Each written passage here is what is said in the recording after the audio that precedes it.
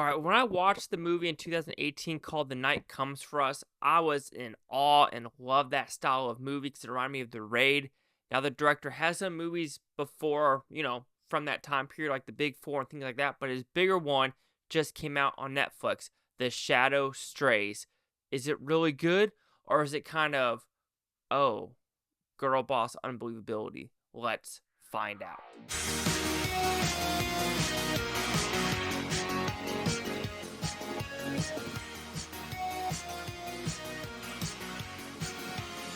Chase Lee Hockey here with the Blue Futon reviewing The Shadow Strays. What's this about?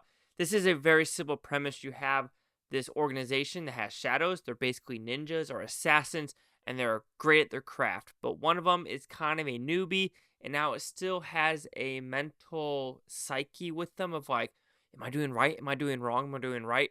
But then it sees something about a child, a 12-year-old, and now revenge is on the way because the mother died. So did I like this film? I thought when the action was on screen, it was fun, bombastic. However, it's less martial arts, more gunplay, more car play. And when I go into a movie like this, I'm looking for that type of hand-to-hand combat. While it was there, but at a point, if someone's getting beaten constantly with a baseball bat or with these other weapons, you ain't getting the fuck up. And I think that is the problem with this movie is, okay, we'll just go with it overall. But when dealing with the overall movie, it's about 2 hours and 25 minutes. I was a little bit nervous that the runtime was going to be too long. I really didn't feel the runtime, so I was pleasantly surprised and actually shocked that it didn't feel that long. When some of the action was on screen, it was freaking amazing. I mean, when some people are getting their shit rocked, gore is all over the place. And that would happen in real life because it's not like, oh, no, there's some whistling. There's blood splatter. There is absolutely heads getting chopped off, half heads getting done, chunks. Gory chunks are coming out of people's faces because of the knives, because of the bullets. And that would really happen because it always isn't a clean shot. So if you're looking for that gory, I would say realistic aspect of the carnage of the aftermath, you're really going to get it. So this opens up with a Japanese scene, which is pretty sweet. It reminded me somewhat of a Kill Bill style action set piece. Then we go into this girl kind of having a conscience during the first action set piece, and then her conscience is growing and realizing what she is doing, and is it the right or wrong thing to do, which that is fine. But that overall story is very weak because this is almost two different films. The first film is this shadow organization.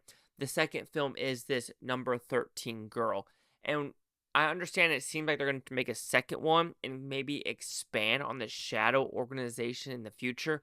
But if I'm just focusing on what this movie is and not what could be in the future, it just felt like we needed more shadow information of where these people come from, who are they, who is recruiting these folks, and why are they mostly girls. So that's an interesting thing. Yes, there's one tall dude, but most of them are girls. So you're wondering, are they kind of just grabbing them off the street or doing anything nefarious with them?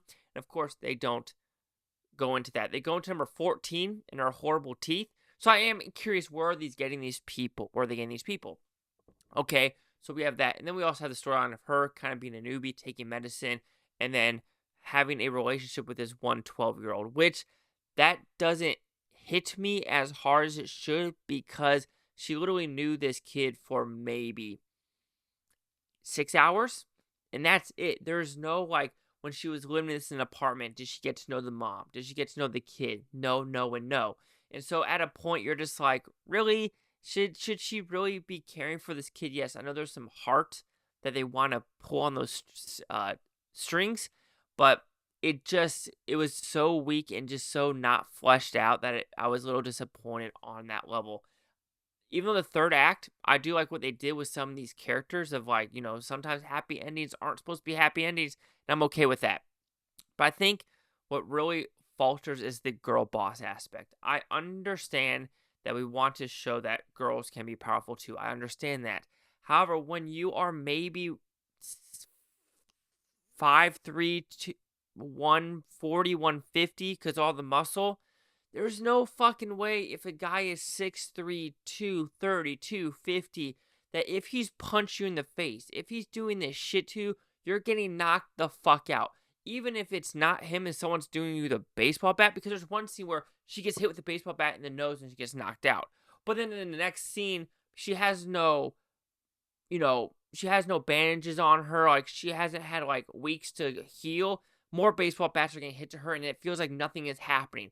Gunplay. No one can hit a fucking right side of the barn in this movie. For these shadow folks to be assassins and be this badass, they can't shoot a gun for fucking shit. And you're just like, at a point, that's why I was getting a little bit frustrated with the third act, because, look, at the very beginning, you proved that these assassins will hit you in the face with a couple bullets, which, by the way, they waste so much bullets in this movie. For an assassin, you should know at least 2 in the face. You don't need to do 10 to 12 things, and then you need to reload. Where's the clip? I don't see it in this film at all. So, like I said, there is that aspect. I just think the frustration is when I see a small girl go against with this massive fucking dude. Yes, I understand he's going to get killed with all these knives, but it's not until like 2 minutes into the fight scene. If he is punching you in the face, throwing you against the fucking wall, you're done. Your back is broken. You're not getting up because you don't have the armor that you had in the very beginning. So, I don't know. Yes, did I love watching the gore just go fucking everywhere in this movie? Absolutely. Is this movie dark and gritty? Absolutely, I dug that. However, at a point, if someone is getting their shit rocked with a baseball bat, they shouldn't be getting up. They're going to have a broken jaw. They're going to have something wrong with them. If you're an assassin, you know how to shoot a gun. Why aren't you killing people at all? Yeah. And then how much injuries this girl is taking, and I don't see any broken bone on her. It's like, I understand what you're trying to do, but if everyone else is this expendable and she isn't...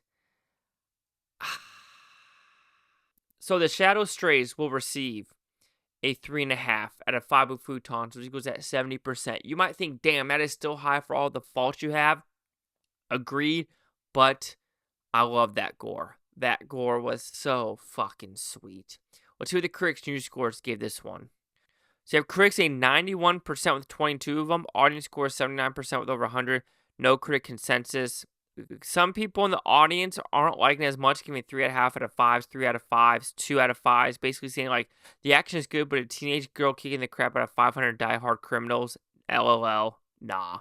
So yeah, that's kind of the best way to say it, but like I said, the gore, I loved it. So 91, 79, 70. Chase Leak here at the Blue Futon. Like, comment, subscribe. One of the things, Futontopia, you Blue Futonians, thank you for watching. Have a great day. For watching this tape tomorrow, week, for a month, or a year from now. Every single one of you. Seriously. I mean, if someone just could shoot a gun, and also that's the other thing, there's scenes where she's like watching bullets go by her. Does it turn to the Matrix too?